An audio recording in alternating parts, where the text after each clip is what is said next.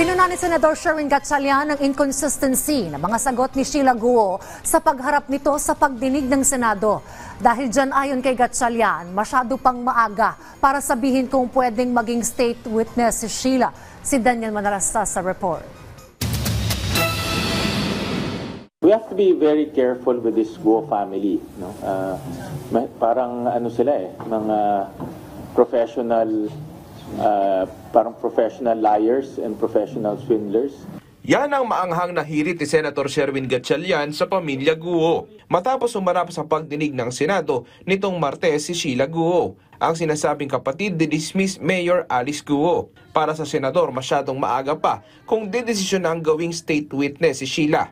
Lalo't maraming inconsistency raw sa mga kwento niya.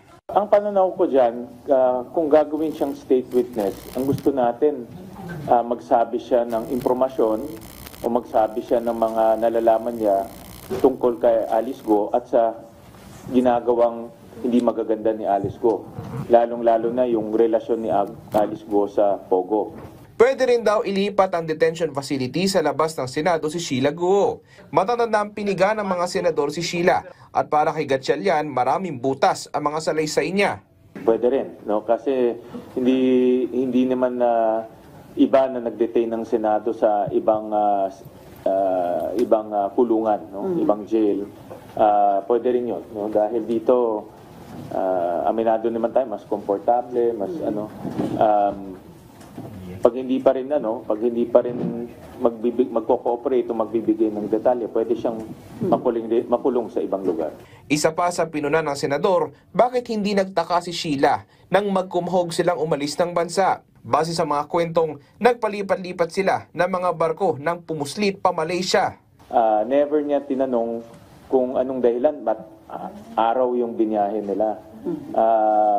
Obvious naman yung answer para sa atin na ginawa nila yun para tumakas. Nagkakwento siya, pero kulang-kulang yung kanyang kinakwento.